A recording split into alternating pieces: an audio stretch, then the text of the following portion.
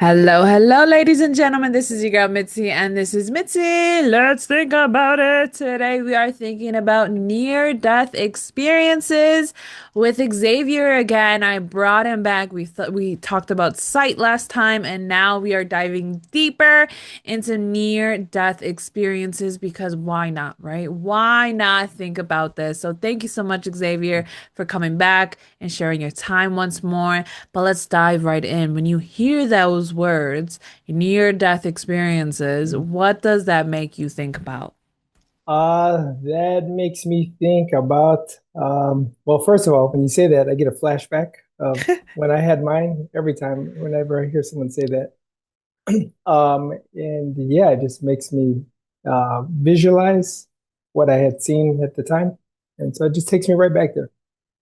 Takes you Yeah. right back there. And I love that that's how you see it. You take it you see it as like a flashback. Like it brings you right back into that moment. So it's like, do you think of it as like a PTSD moment or like it's like traumatic or is it No, like or is it something where it's a good feeling when you think about it then? no, yeah, it is a good feeling, but at the same time, it is a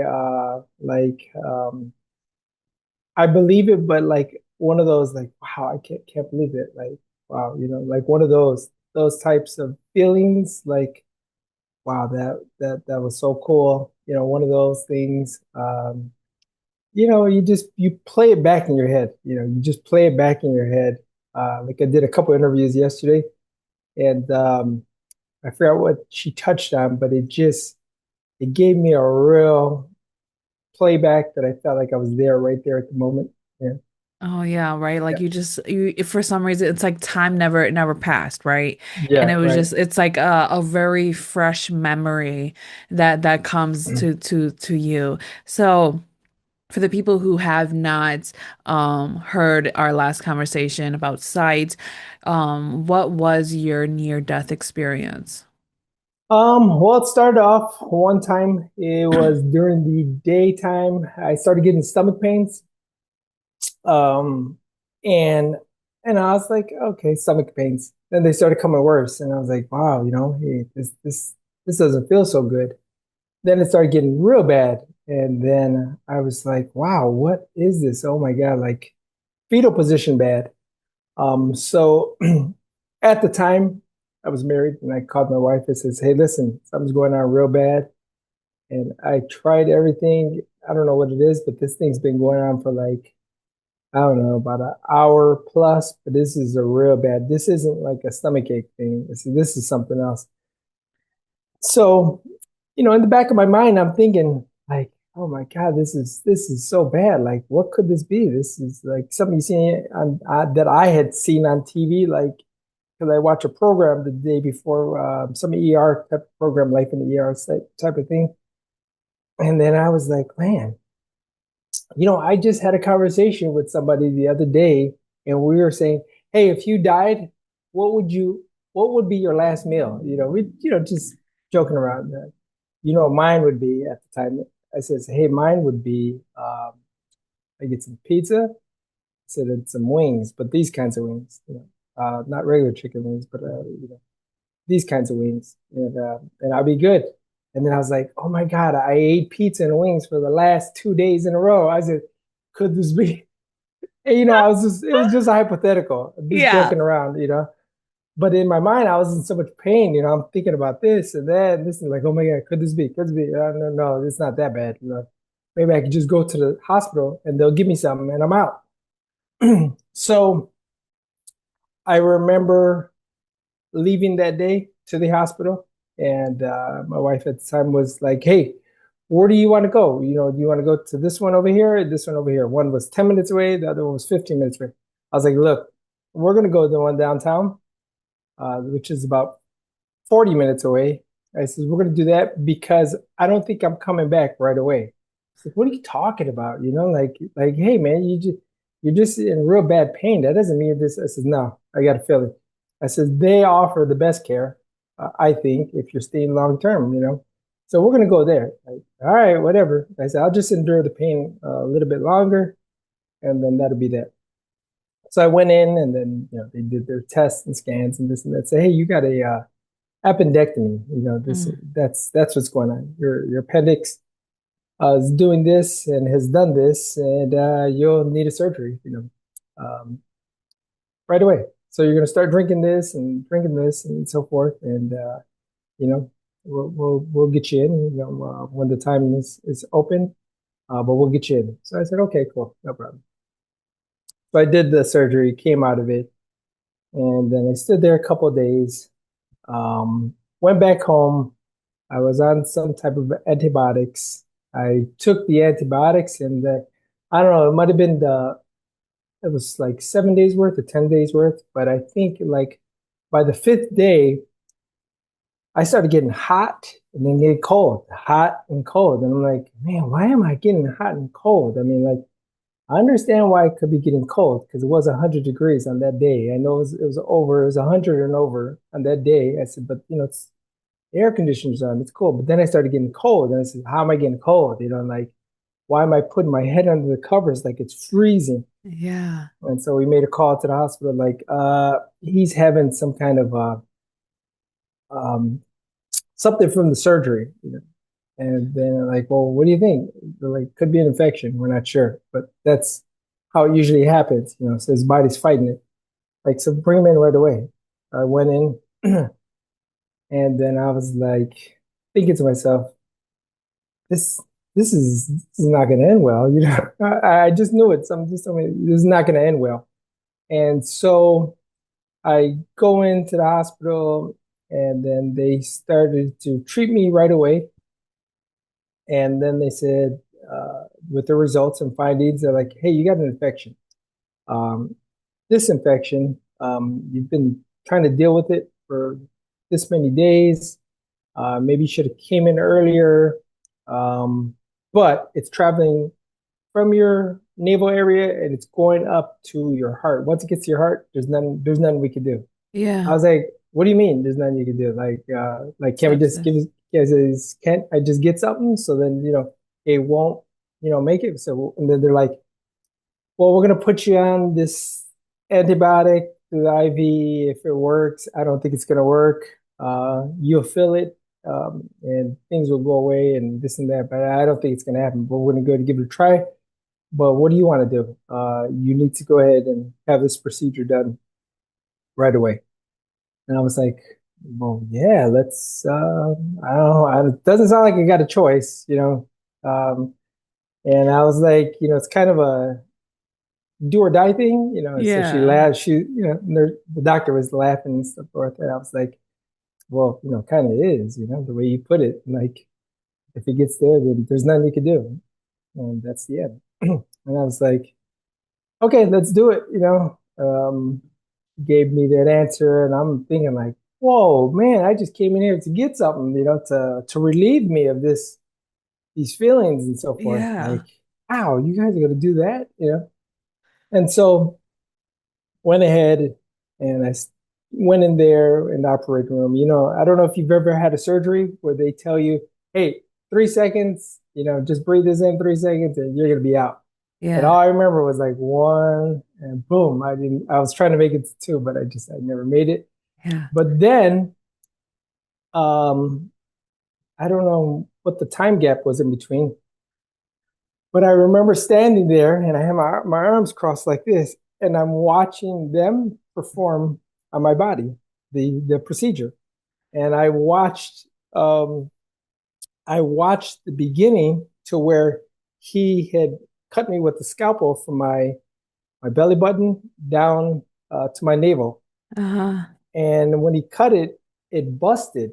And then all the pus and blood got all over him and so forth. But he had one of those plastic masks, you ever seen the people Yeah. with the COVID, Yeah.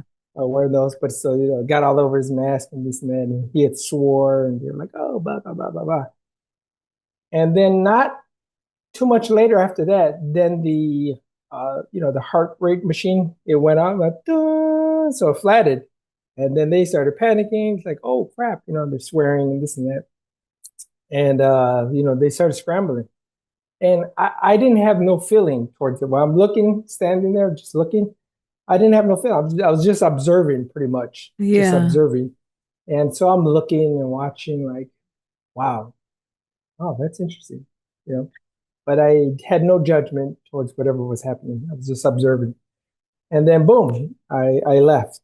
And I left from the operating room. And then I remember running through a tunnel, and the Uh-huh. tunnel was like of trees, so trees going upwards, and, almost like coming from the bottom and meeting each other. It almost looked like a tunnel. And Yeah. then the bottom of the brick was all gold, almost like if you've seen Wizard of Oz, Yes, the yes. yellow brick road. Okay, so this is gold. So I'm walking through it, and then I'm starting to run, and I felt like really good. And I start jumping and flipping and this and that, this and that. Then I come to the end of it, and then there's a white tunnel, and so real beautiful white light. And so then I'm like, okay. And so I just walked through it, and I've seen people who have passed in the past. There were um, uh, friends of mine, and my grandmother and so forth, and then I walked through it, and then I was on the other side.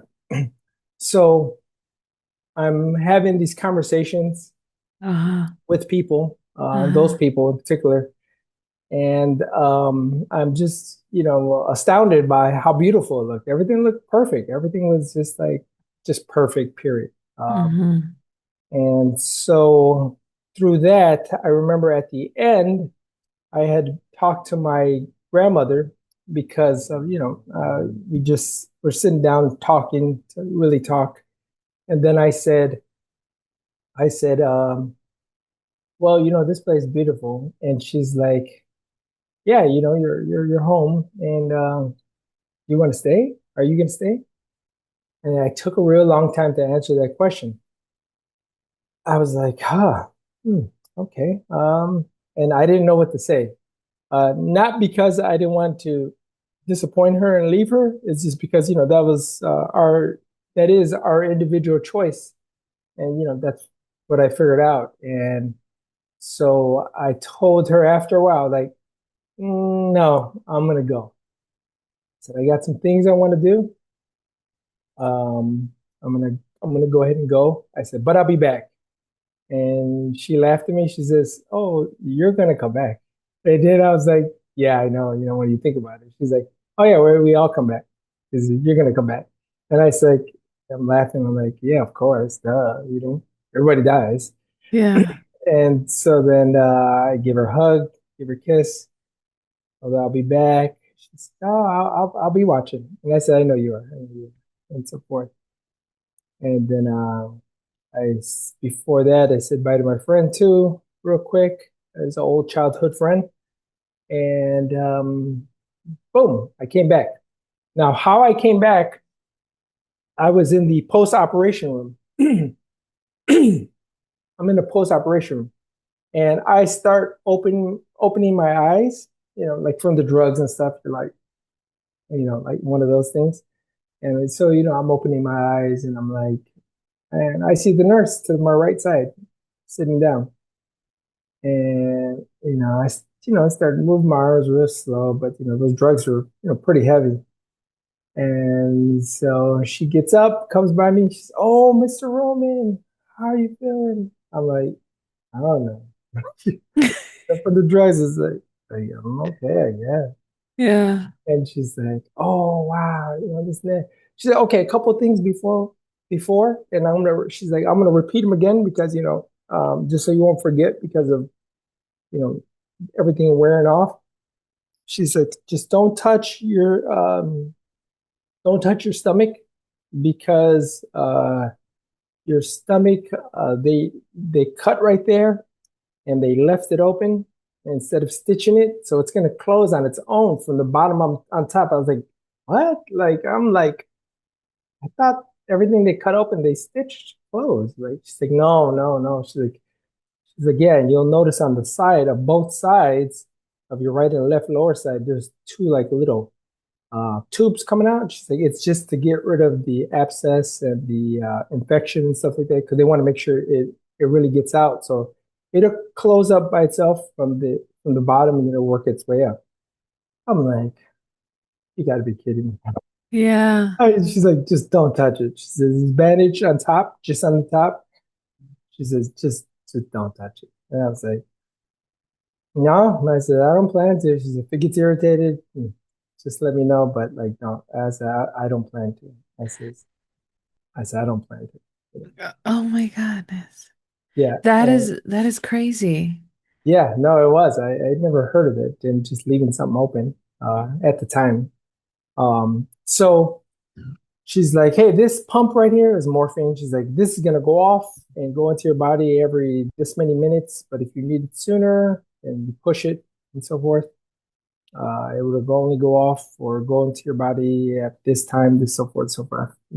Those are some of the details. Yeah. And then I was like, okay, okay, cool. And she said, okay. She says, you know what? She says, man, well, it's good to have you back. She's like, man, you know, Doc and them, they almost lost you. She's like, but hey, they brought you back. And the good thing is that you're back here. And she said that, and I said, what? She's like, yeah, they almost lost you and so forth, but they brought you back and so forth. My eyes opened wide, like that wasn't a dream, Yeah. and she's like, what's wrong? And then the monitor started, the heart rate monitor started going up and stuff, like almost like my body When it's a was shock. here. Yeah, from hearing that, my body uh, went over all the drugs. I instantly almost became fully alert, almost. Um, and I was just like, she said, you gotta relax. You gotta relax. What's wrong? You gotta relax. And I was like, oh my God. I was like, that really happened. She's like, what? What? I said, I left and I was on the other side and I seen things and I talked to people and this and that. She's like, oh, really? I said, yeah, yeah. I said, I heard them what they were saying inside the while they were starting. I seen him cut me, and I seen the stuff splatter all over his gown and on his face. Um, he swore, and then he swore because they started going to panic and this and that, and they started bringing out things, and I seen those paddles, the defibrillator stuff. I says, yeah. I said, and then I left, and she's like, oh, wow. She's like, really? I was like, yeah, really. She's like, but you got to calm down. She's like, your monitor is going, it's going off the tracks. I says, hey, I says, you don't know. I says, you don't know what I just, went through. Like that was real. And she's like, I've been here for a long time. I think it was something like close to 30 years or close to it. And she's like, I've heard other nurses be able to talk about this because, some of them, not a lot, some of them had uh, dealt with this, like how I'm dealing with it, because Yeah. the patient did this and that and saying this and that. She's like, yeah, this is my first time. She's like, wow. She's like, oh my God. She's like, do you mind if I like when you get better, like ask us some more questions? And so she just, she started asking me stuff, and I'm pushing that morphine thing. They kind of calmed me down, but I didn't feel the pain or anything like that. Uh, and she started asking me questions, and I'm like, yeah, this, no, yes, no, no. Well, this is what I see, and blah blah blah blah blah. Yeah. And then she's like, hey, listen, is it okay for me to come up to your room later and just visit with you and just talk with you? Like, I won't be your nurse. I can't do that. She says, you're going to be somewhere totally different, another floor. But like, can I come up later on? Do I got your permission to come up later on and just talk with you? I was like, yeah, sure. I said, yeah, that's not a big problem. And she's like, I got some questions. I'm very religious and so forth. I was like, yeah, no, that's cool. I said, like, I'll be able to answer whatever you have asked me. I says, because I seen a lot. I said, I seen a lot. Yeah, time. I said, I'm gonna say time is different on that side than on this side, and our minutes are way longer, are way shorter than minutes over there. as much as I did. I don't think that surgery was that long. And she came up and she ended up asking me questions. What do you think about this? What do you think about this? What do you think about this? And I said, oh, just answering the questions. No, yes, no, so forth. And yeah, yeah. Well, that's an amazing story. I think it holds so much value. And I'm glad that you are able to share it in so much detail because you went in very good detail. Like you were able to describe everything, and I can tell that while you were explaining it, you were back there. You know what I mean? Your mind was there, your memories were there, was everything was so fresh. And that is the beauty of what you went through because it's valid. You know what I mean? What you went through was true. It was real. Like nobody can take away this experience from you, but it just also shows that you have so much great purpose here on this earth. You know what I mean? You have so much more reasoning to be here. And it's funny because there's a conspiracy theory talking about how if you look into the light, then you'll be in rotation for to be reincarnated. So don't look into the light. You know what I mean? Back away from it if you don't want to get reincarnated. But Yes. it's funny, like it's like, no, it's not even like that. So it's I love that your story because it really brings truth versus the lie that people are perceiving because nobody really knows what happens after death. But when you put it in that perspective and people like yourself, they have that personal experience, they actually know, then it really makes it real. Like I even heard a story from somebody was like, I almost I I died, but I went to hell. And when I went to hell, it was hot, it was steamy, it was congested, it was this type of unbearable heat that I didn't even know what to do with. And we were on a train, and when we were on this train, it was so crowded, and all I heard was screams, and there was these screams, and we were going so fast, and like you know what I mean? So it's just like it's really interesting that you went to heaven. You know what I mean? How people would put it. And then how that person that I listened to before, how he went to hell. So it's just like we really never know where our past may lead, but at least you know that when you died, you lived a good enough life to go to heaven. And you know what I mean? So that should bring some good joy to you. But time is truly catching up to you, it's catching up to us. So what can be some lasting words that you can leave us off with to keep on thinking? Even though, let's be honest, that story alone gives us a lot to really think about, but what can be some lasting words?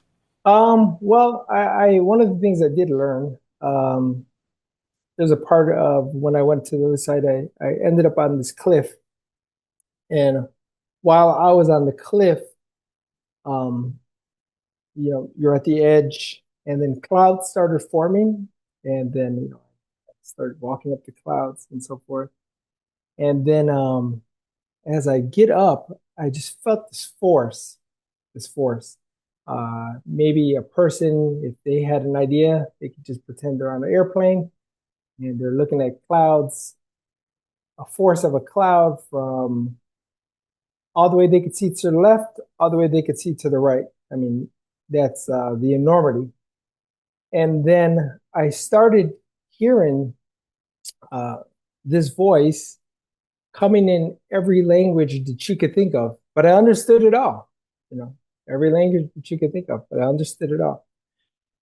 And one of the messages that I had gotten from that was based on fear and not to fear and uh, how to live and so forth. But the fear part was, one of the big messages that I got that people hold themselves back from doing things, based out of fear and showing that if you knew who walked with you, as you go on this journey and so forth, uh, you wouldn't fear nothing if you knew, not if you thought, if you really knew, Yes. that you take life a little bit different. So that's Oh. that message. Yeah. Oh, I love that. That's such a great message to leave us off thinking, to really embody the unknown and really step into the unknown, you know what I mean? And not to allow fear to chokehold you from experiencing life, from doing life, from helping other people, helping yourself, and from just living the way that you were supposed to live life. And I think that's a beautiful way to really remind people like you have this life, don't squander it, you know what I mean? Don't waste it, embody it, and really trust the fact that something else, something greater is going on behind the scenes that we just don't really have the access to, you know. Yeah. So yeah, that truly does hold so much value. And ladies and gentlemen, if you enjoyed this conversation as much as I did, because I hope this leaves you off thinking about your life, about your purpose, about your fears, and what's holding you back, and really stepping into that unknown and stepping into all that you can be. Please go check out our last conversation with Xavier, and how we talked about sight. Oh, and how empowering that conversation was, and how he's here to help people, heal people from the inside in. Like he's truly living in his purpose of truly helping people. And why not hear him out? Why not check out his website to find all the greatness that he has to offer the world? He has such great content just so that you can continue on thinking. So, with that being said, bye.